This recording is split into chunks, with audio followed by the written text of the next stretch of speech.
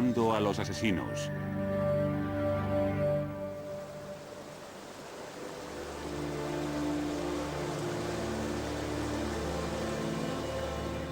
En 1977, una mujer de 38 años desapareció cuando se dirigía al trabajo. Caminaba a lo largo de un canal en Shipley, Yorkshire. Su cuerpo fue descubierto posteriormente en un río cercano. Había sido violada y estrangulada.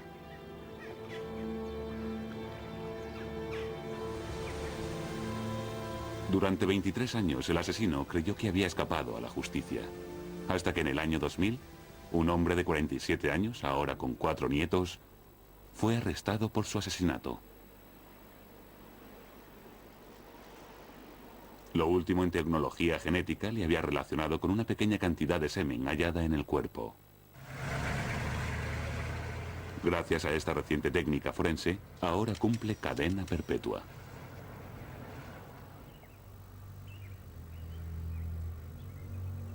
Pero las pruebas de ADN no solo se emplean para condenar, sino también para exculpar.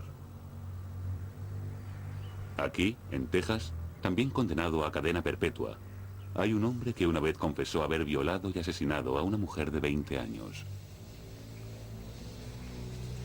Después de 12 años en la cárcel, afirma que es inocente. Espera que una prueba de ADN pueda demostrarlo.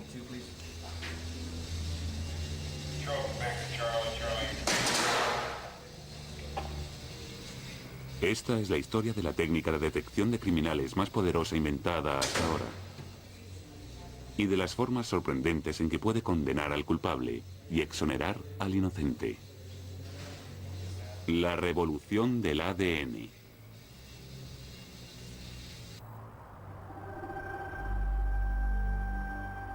La historia de las pruebas genéticas comenzó aquí en 1983, en los pueblos de Enderby y Narborough, cerca de Leicester.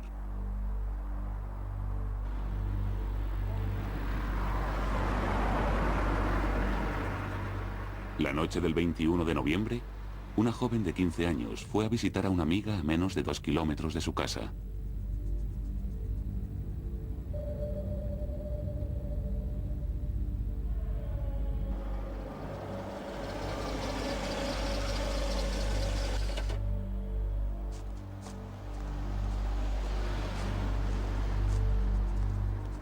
Era un paseo que había dado muchas veces, pero aquella noche no llegó a su destino.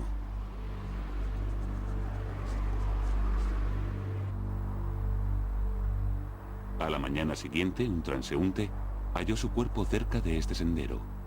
La habían violado y estrangulado.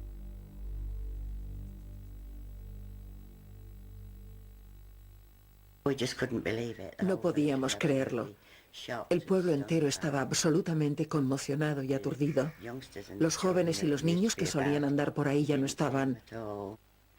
Los padres iban al colegio a recogerlos y en general los vigilaban con mucho cuidado. La policía conocía el grupo sanguíneo del asesino por el semen encontrado en la escena del crimen. También sospechaban que era algún habitante local de entre 20 y 30 años. Pero aún así seguía habiendo 2000 sospechosos potenciales. Después de una extensa investigación, el caso se enfrió. 3 años después desapareció otra adolescente.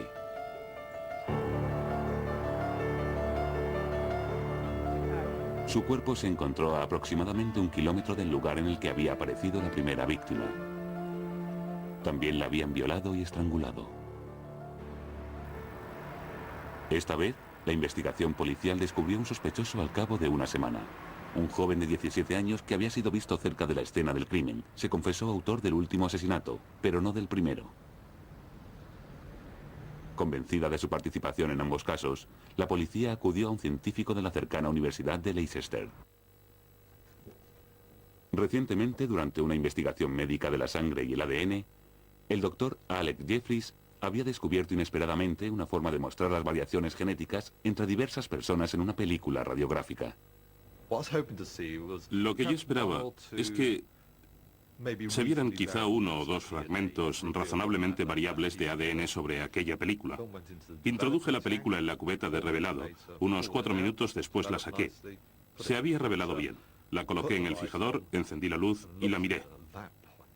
Y fue un momento asombroso, porque había una masa, una confusión de fragmentos de ADN increíblemente variables. Y al mirar la pauta que seguían, de repente me di cuenta de que no se trataba de la detección de algún fragmento de ADN variable. Era una toma genética de huellas. El ADN está compuesto por largas cadenas de información genética enroscadas en el interior de las células del cuerpo humano. Aunque la mayoría del ADN es igual en todas las personas, algunas secciones son únicas y tienen una longitud variable según los individuos.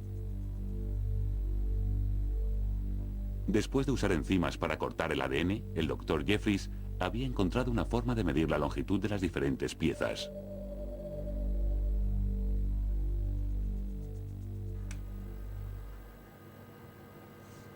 Durante el proceso, el ADN troceado se coloca en una placa de gel. A continuación, una corriente eléctrica empuja el ADN a través del gel. Cuanto más corto sea el fragmento de ADN, más se desplaza. La pauta de bandas resultante es un perfil genético único del individuo cuyo ADN se somete a prueba. Pero cuando se compararon los perfiles de ADN de las dos escenas del crimen con el del hombre que había confesado, el resultado fue sorprendente. El semen proveniente de ambas víctimas mostraba un perfil que correspondía a un hombre. El mismo hombre en ambas víctimas. Así que la policía tenía razón. Las chicas habían sido violadas y presumiblemente también asesinadas por el mismo hombre. Y luego estaba el hombre que había confesado, y su perfil de ADN sanguíneo era completamente diferente del perfil del semen obtenido de las víctimas. Había por lo tanto dos posibilidades. O bien habían detenido al hombre equivocado a pesar de su confesión, o nuestra tecnología no funcionaba. Algo terrible estaba ocurriendo. Este asunto me tenía muy preocupado. Así que retrocedimos e hicimos pruebas adicionales, y todas las pruebas indicaban lo mismo, que el semen obtenido en ambas víctimas no era en absoluto el de aquel joven. Tenía que ser una confesión falsa. El motivo de que el sospechoso hiciera aquella falsa confesión nunca se ha aclarado por completo. Un estudio independiente llegó a la conclusión de que la policía no le había coaccionado. Pero ahora que la policía tenía el perfil del ADN del asesino, decidió usarlo. Police in Leicestershire have started blood and saliva tests on 2,000 men in an attempt to track down the killer of 2 local schoolgirls. La primera investigación genética en masa de la historia, concentrada en los pueblos donde se cometieron los asesinatos. Para asegurarse de que el asesino no escapara a la red, la policía tomó precauciones extraordinarias. Exigimos que trajeran algún medio de identificación, del que parecía un poco dudoso. Tomábamos una fotografía y comprobábamos que la persona de la fotografía era quien decía ser. Durante los primeros 8 meses de 1987 se estudió a más de 5.000 hombres. Ninguno de los perfiles de ADN concordaba con el del asesino. La policía comenzó a dudar de que el asesino fuera un habitante de la localidad, después de todo.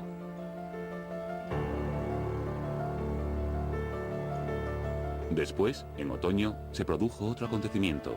Un grupo de empleados de una panadería local estaban tomando un aperitivo.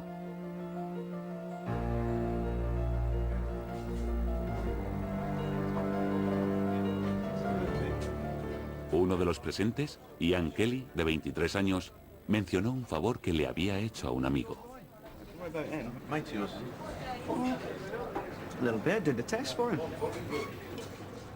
What test? The blood test for the murders up there. Kelly había dado su sangre en lugar de Colin Pitchfork, de 27 años, que también trabajaba en la panadería. Preocupada por los comentarios de Kelly, una de las mujeres presentes se dirigió posteriormente a la policía. Colin Pitchfork, un hombre casado con 2 hijos, era un residente local que se había mudado a la zona en cuestión poco antes del primer ataque. Pitchfork tenía una personalidad bastante dominante.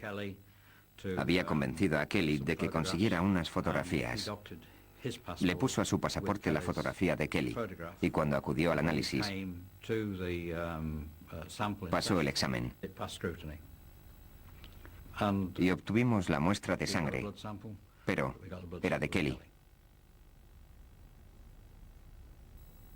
Pitchford confesó, y su perfil de ADN concordaba con el del asesino. Por primera vez, se había atrapado a un asesino gracias al ADN. Fue sentenciado a cadena perpetua.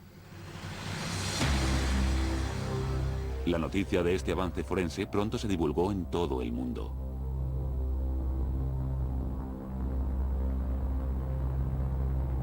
Pero ¿cuán fiable era esta técnica revolucionaria? En los Estados Unidos, al cabo de un año de su primer éxito británico, se cuestionaron los propios análisis de ADN.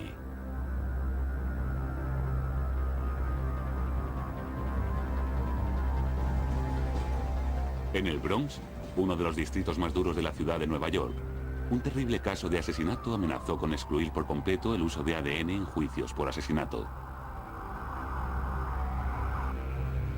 El 5 de febrero de 1987, un hombre de 22 años regresó a casa después de intentar contactar repetidas veces por teléfono con su mujer embarazada. Vilma! Vilma, open the door!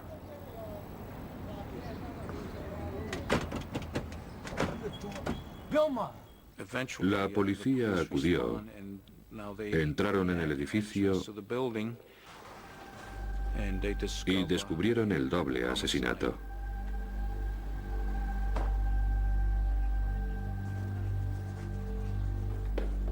Vilma estaba embarazada de 7 meses. La encontraron en la sala de estar, boca arriba, con unas 60 puñaladas, si no recuerdo mal. Numerosas puñaladas habían atravesado el feto. Ella se había defendido. Había sangre por todo el suelo, en los muebles y las paredes. Una de las peores cosas de aquella escena, todavía se me pone la carne de gallina, fue el hallazgo de su hija de 2 años en el cuarto de baño. Tenía unas 12 puñaladas en el costado y la espalda y había muerto inmediatamente. Cuando interrogaron al marido de la víctima, declaró que mientras intentaba entrar en el piso, un hombre había salido por la entrada lateral, con sangre en la cara.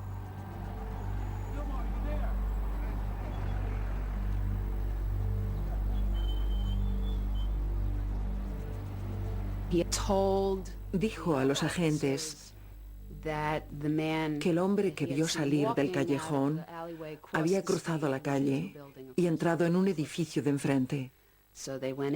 Así que entraron allí e investigaron, lo que eventualmente les condujo a Joseph Castro.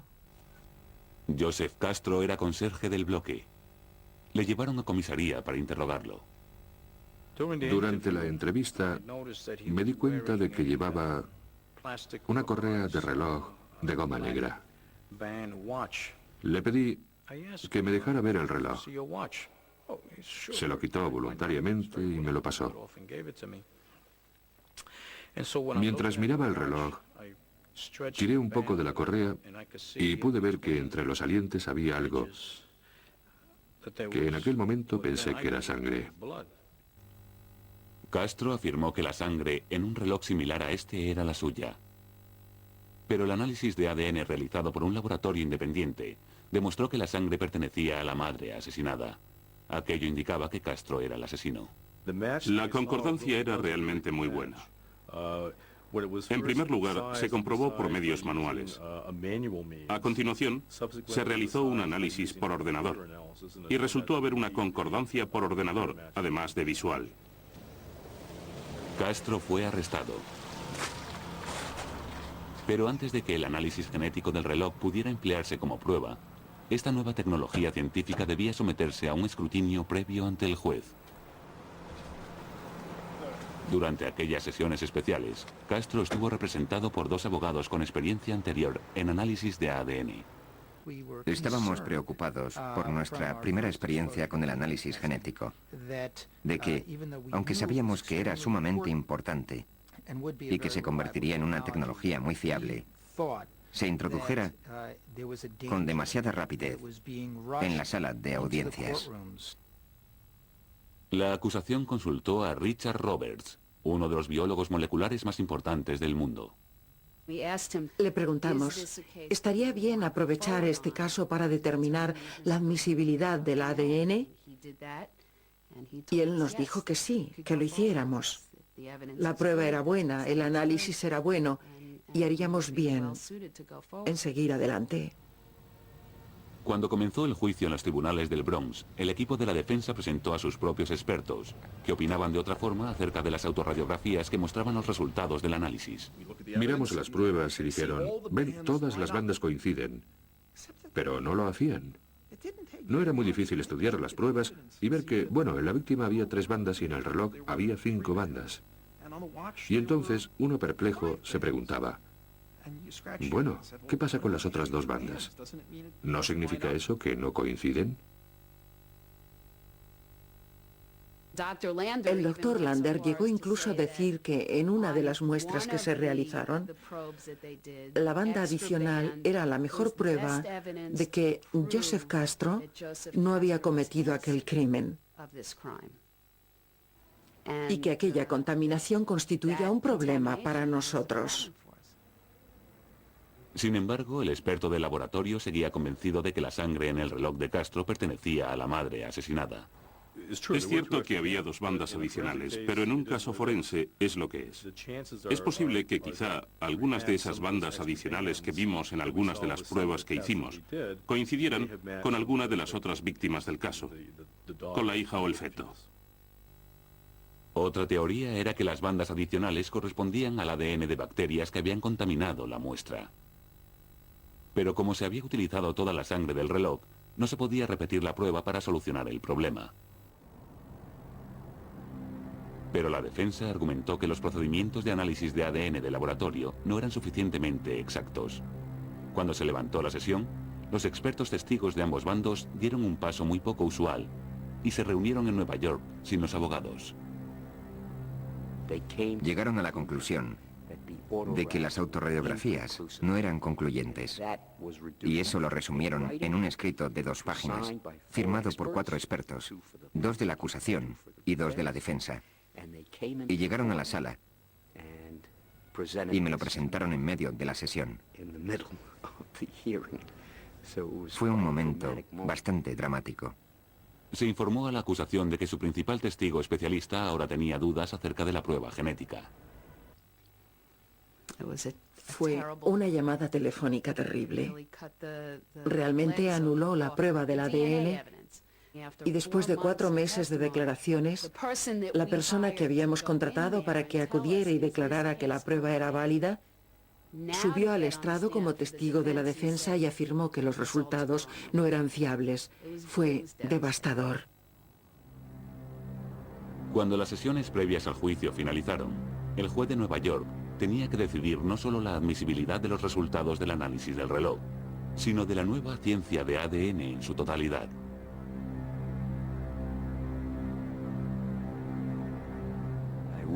Establecí que las pruebas de ADN son fiables.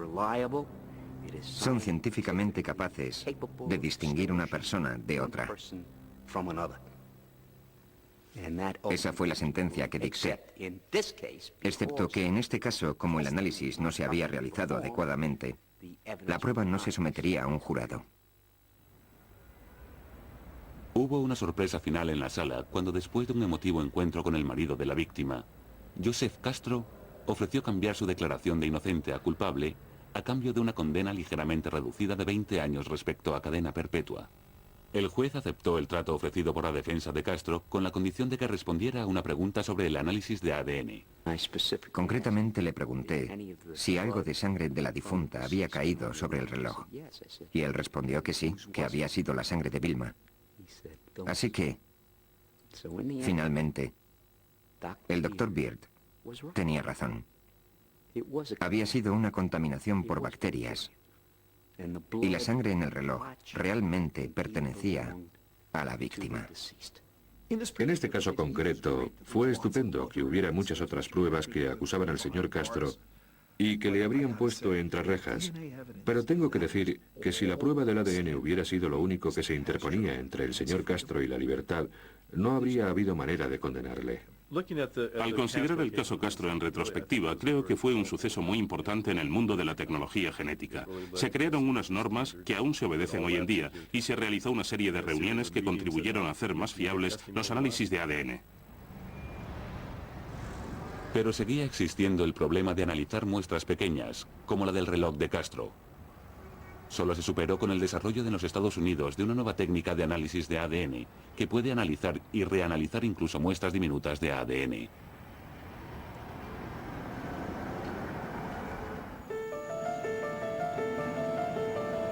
Fue un avance científico que iba a resultar crucial en un importante caso criminal a 5.000 kilómetros de distancia.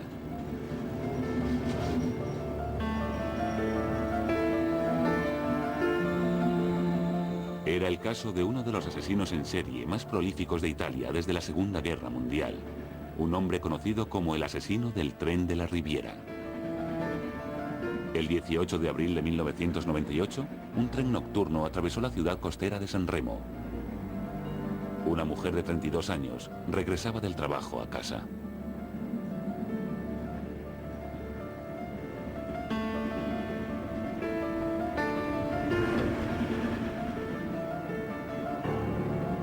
Era uno de los pocos pasajeros que viajaban aquella noche.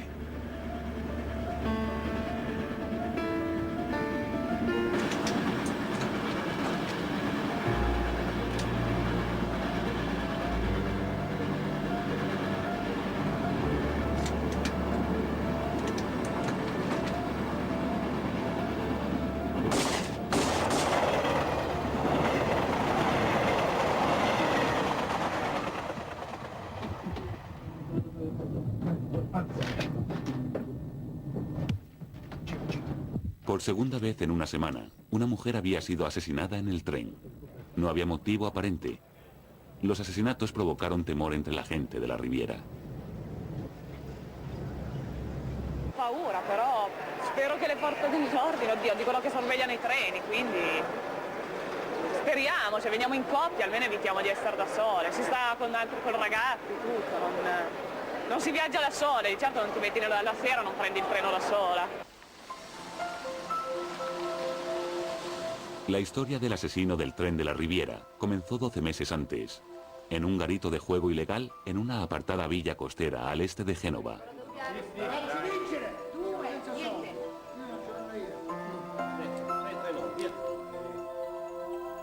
Tremendamente popular entre el AMPA italiano, el negocio estaba dirigido por Maurizio Parenti, de 42 años de edad. Era un asunto muy lucrativo.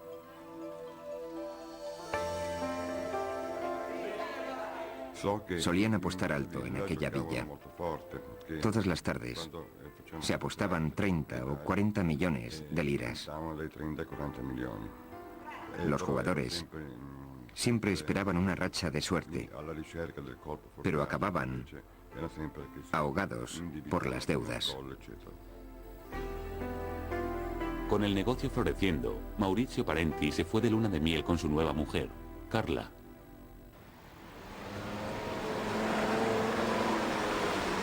Un día después de su regreso a casa, la policía recibió una llamada y acudió a su piso.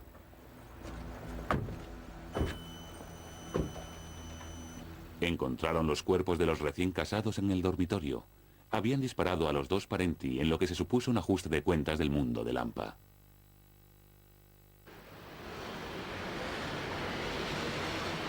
Pero no fueron los únicos asesinatos en Génova y sus alrededores durante aquel otoño. Mataron a un guarda de seguridad y a un agente de cambio. Y en lo que parecía un robo chapucero, asesinaron brutalmente a dos joyeros ya mayores. La policía nunca sospechó que existiera una conexión.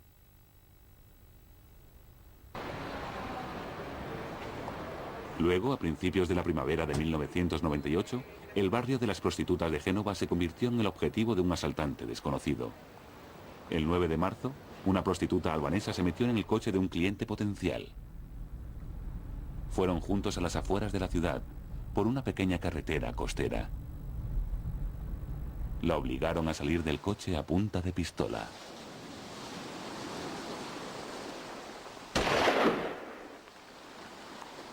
fue una de las 3 prostitutas asesinadas aquel mes. La primera prueba con la que conseguimos obtener y analizar el ADN fue una colilla que provenía del asesinato de la segunda prostituta. Para analizar la saliva del cigarrillo, el laboratorio utilizó la nueva tecnología genética de los Estados Unidos, conocida como reacción en cadena de polimerasas, o PCR. En este proceso, el ADN de la muestra se separa por calor. Entonces se añaden enzimas de polimerasa para hacer copias de fragmentos seleccionados de ADN conocidos como LOCI, cuyo tamaño varía según la persona. Cada proceso de copia se repite una y otra vez en una reacción en cadena que produce cantidades prácticamente ilimitadas de ADN. Esto significa que incluso las cantidades más pequeñas de ADN pueden analizarse y reanalizarse. Gracias a esta tecnología, la policía italiana tenía ahora el primer perfil de ADN de una de las escenas del crimen. Luego asesinaron a la tercera prostituta. Y trabajamos básicamente con semen, porque el asesino dejó su semen en la víctima. Los perfiles del semen concordaban con el del cigarrillo, indicando que el mismo hombre había matado a todas las prostitutas. Entonces las muertes se aceleraron, incluyendo el asesinato al azar de 2 mujeres que viajaban en tren. Era una carrera contra el tiempo, porque para aquel entonces el asesino actuaba hasta 3 veces a la semana, como ocurrió la semana después de Pascua. Pero una víctima que sobrevivió a un ataque dio a la policía una descripción del asesino. Un hombre de negocios de Génova pensó que se parecía a un malhechor local de poca monta, Donato Bilancia, de 47 años de edad, que en un tiempo había acudido regularmente al garito de juego de Parenti.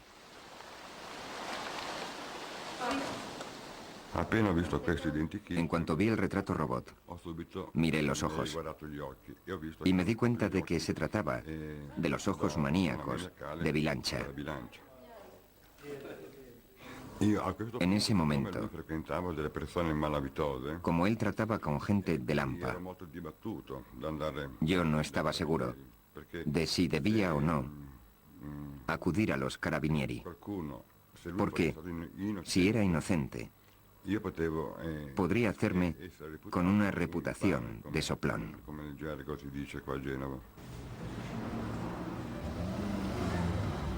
Cuando finalmente informó a los carabinieri, los investigadores le pidieron a Giuseppino Monello que organizara una reunión con el sospechoso, aparentemente para hablar de un dinero que Bilancia le debía por un coche. En realidad querían una muestra del ADN de Bilancia.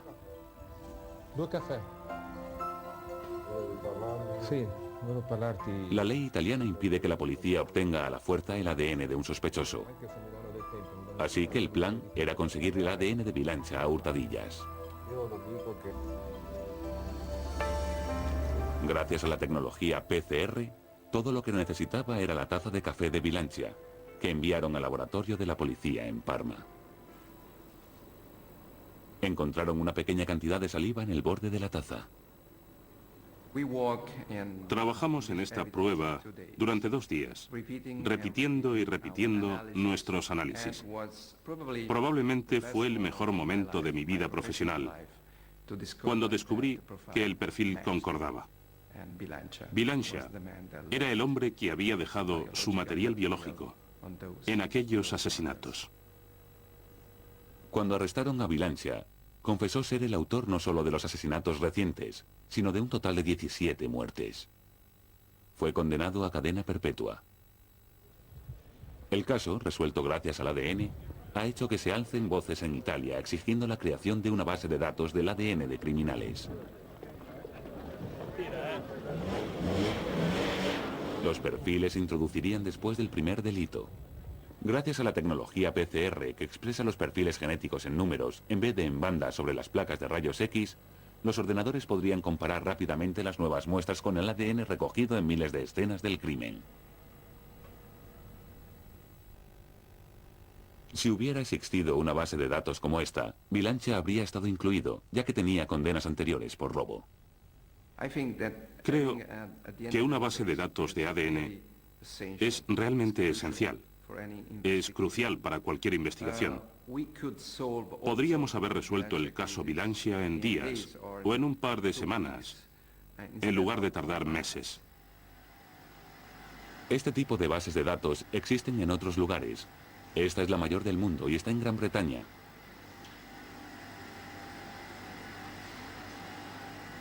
Después de aprobarse la ley en 1994, estas neveras en Birmingham se convirtieron en el lugar del almacenamiento de miles de muestras de ADN halladas en escenas del crimen.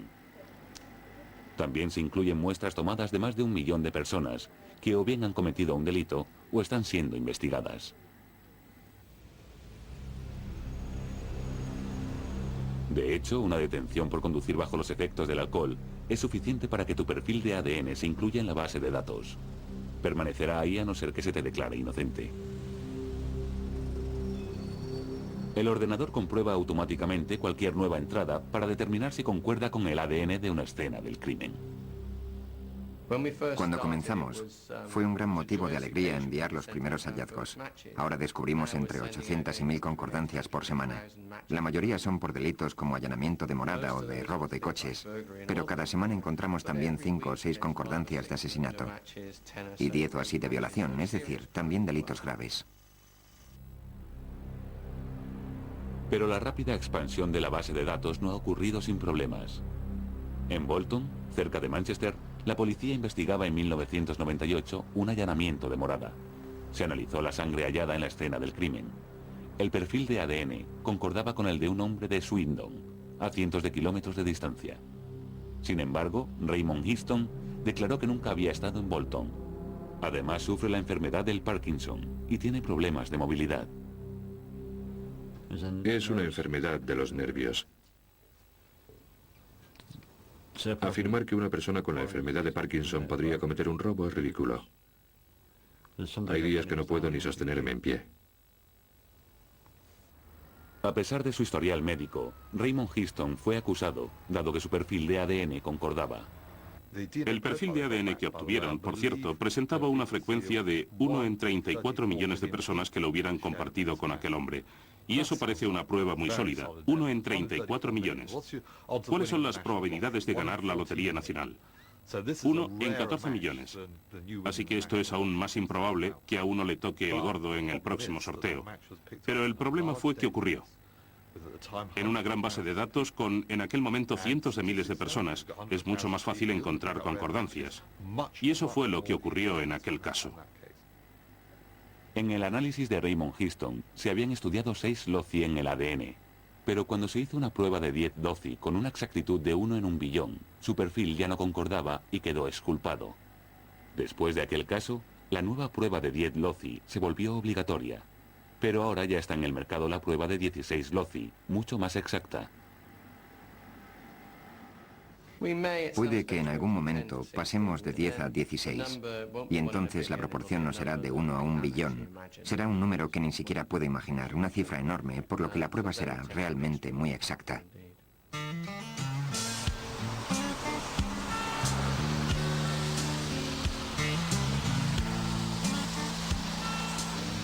En los Estados Unidos, la tecnología PCR no se emplea solo para condenar, sino cada vez más para reabrir casos que se creían resueltos hace mucho tiempo. Uno de los casos más perturbadores comenzó en Austin, Texas, en 1988, cuando la policía fue llamada para investigar un crimen espantoso en una pizzería local.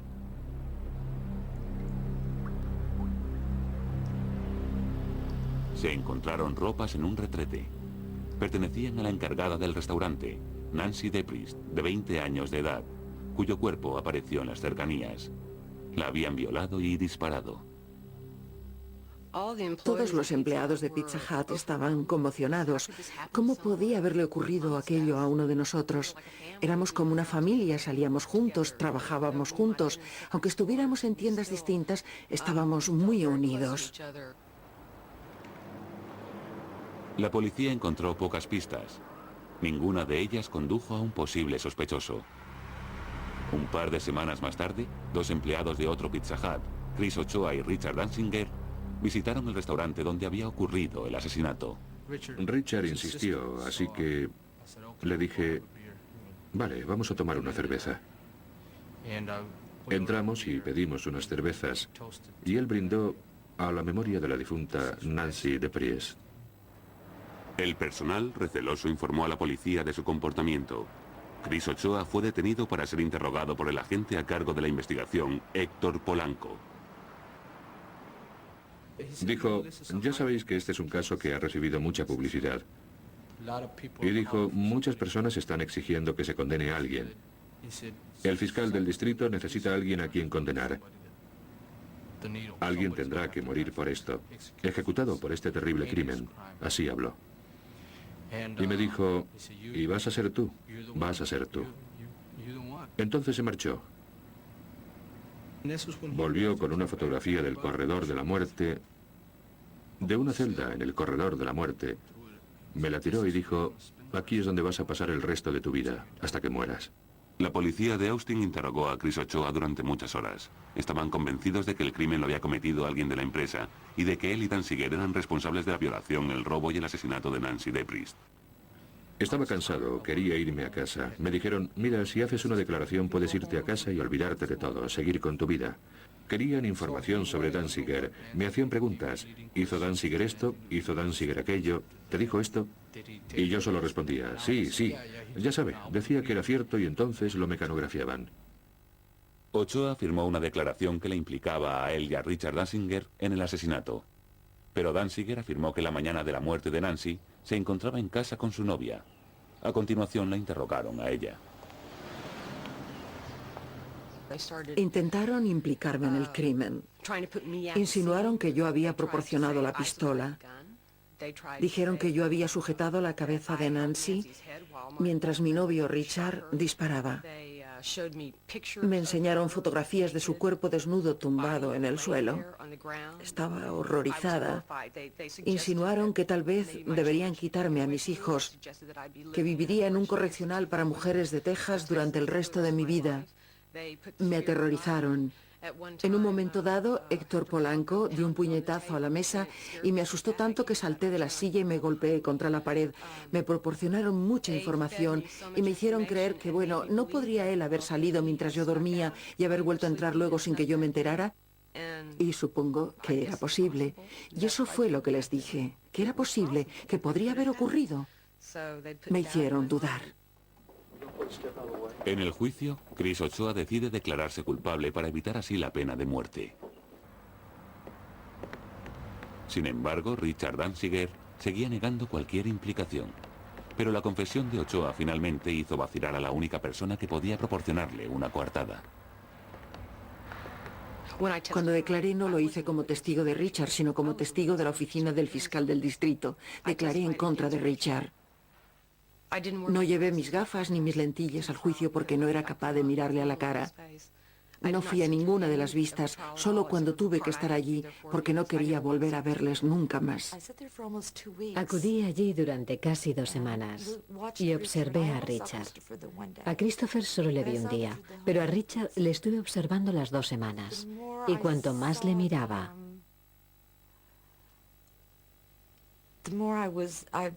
más convencida estaba de que había planeado todo el asunto. El jurado necesitó 7 minutos para hallar a Richard Danziger culpable de violación y robo. Ambos hombres fueron condenados a cadena perpetua.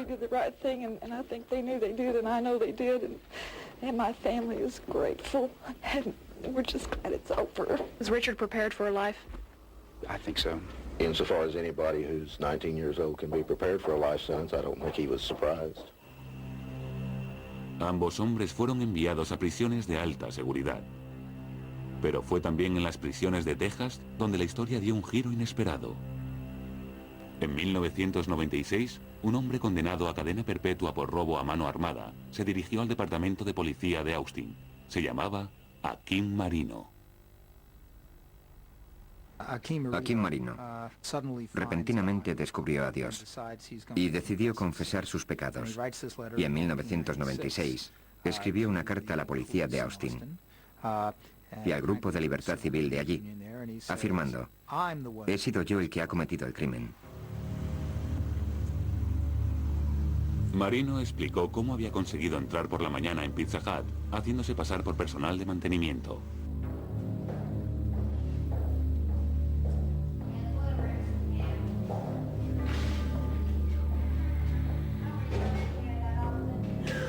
Incluso describió cómo había esposado a Nancy Deprist antes de violarla y asesinarla.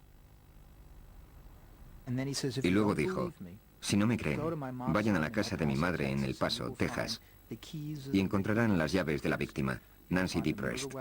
Encontrarán el arma del crimen y encontrarán la bolsa en donde metí las monedas que robé en Pizza Hut. Incluso encontrarán las esposas que le puse en sus muñecas. Y sí, en 1996 las autoridades, en respuesta a la carta, fueron a la casa de su madre en El Paso y encontraron todo. Aunque las autoridades no informaron a Chris Ochoa, escuchó rumores en la cárcel de que un hombre había confesado ser el asesino de Nancy Deprist. Se puso en contacto con The Innocence Project, una organización que intenta descubrir errores de la justicia. Pero la clave del caso se encontraba en San Francisco, donde un laboratorio forense independiente tenía guardado el semen de la escena del crimen. Eventualmente, debido a la presión de esta organización, las autoridades de Texas se pusieron en contacto con el laboratorio para ver si un análisis de ADN podía aclarar el caso de una vez por todas.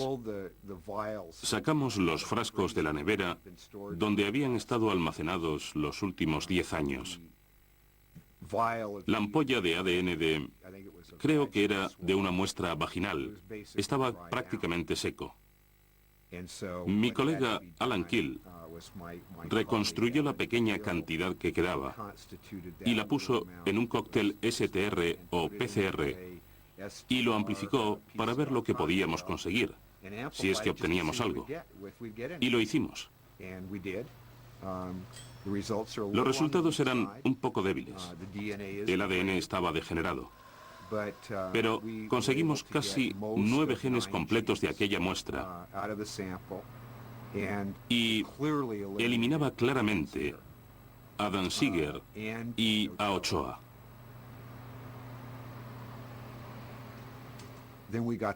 Después nos enviaron la muestra de referencia del sujeto que había confesado recientemente y concordaba con el perfil del análisis genético. Francamente, es un caso estremecedor, porque implica un caso en el que alguien se declara culpable después de una confesión forzada para evitar la pena de muerte y luego testifica contra otra persona que sabe que es inocente, de nuevo para evitar la pena de muerte. Para octubre del 2000, estaba claro que las autoridades ya no creían en la culpabilidad de Ochoa y Danziger. Habían pasado 12 años desde el asesinato de Nancy. Encendí el televisor. Y allí estaba el fiscal del distrito, Robert L., hablando sobre el caso de mi hija. Me sobresalté, me senté, escuché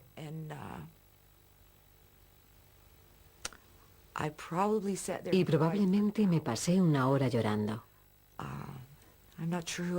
No sé muy bien por quién lloraba. Por mí misma, por Nancy, por Chris y Richard, o por toda la gente cuya vida iba a cambiar. Pero para Richard Danziger, condenado por la confesión forzada de Chris Ochoa, el consuelo llegaba tarde. Mientras estaba en prisión fue atacado por otro recluso y sufrió daños cerebrales. Probablemente necesitará cuidados el resto de su vida. Me gustaría ver a Richard, saber si me recuerda y bueno, si hay algo que yo pueda hacer, me gustaría ayudarle. No sé, me siento como si le hubiera abandonado todos estos años, cuando no debería. Debería de haber creído en él. Debería haber creído lo que él me decía, no lo que me decía la policía. Pero cuando se trata de la policía, es la autoridad. Y bueno, entonces, ¿a quién se cree? Me siento responsable, en parte por no haber tenido el valor de decir, no voy a declarar. Prefiero enfrentarme a la pena de muerte. Héctor Polanco, que se niega a conceder entrevistas, sigue trabajando para la policía de Austin, aunque el caso está siendo revisado por el gobierno federal. Gracias al análisis de ADN, Chris Ochoa pudo presentarse de nuevo ante el juez.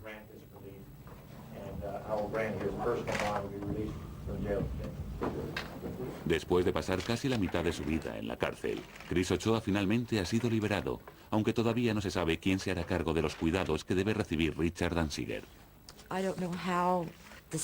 No sé cómo el estado de Texas va a resarcir a Richard y a Christopher y a sus familias.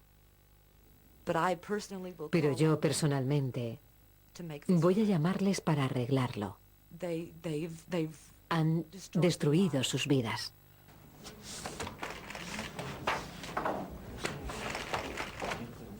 Chris Ochoa es uno de más de 90 prisioneros que han sido liberados en Norteamérica gracias a las pruebas genéticas, muchos de ellos del corredor de la muerte. Hemos escrito un libro llamado Actual Innocence, sobre las causas de condenas injustas y la forma de arreglarlo. Nunca antes en la historia de la jurisprudencia americana se ha exonerado a tantas personas inocentes. Y está claro que hay muchos más en prisión que podrían demostrar su inocencia con un análisis de ADN. Aunque su historia es breve, los análisis de ADN se han convertido ya en la herramienta forense más poderosa del mundo. Ayudan a resolver casos de hace décadas y solo hacen falta diminutas muestras de sangre, piel o semen para atrapar al criminal. Desarrollado en un laboratorio universitario de Gran Bretaña, el análisis de ADN ha provocado una revolución en la detección de criminales. Me siento como un padre orgulloso, un padre muy orgulloso, y mi pequeño hijo llamado Toma Genética de Huellas, del que todo el mundo se reía cuando fue concebido, se ha convertido ahora en un adulto bastante impresionante con un lugar en el mundo. Estoy muy orgulloso de verle marchar por su camino.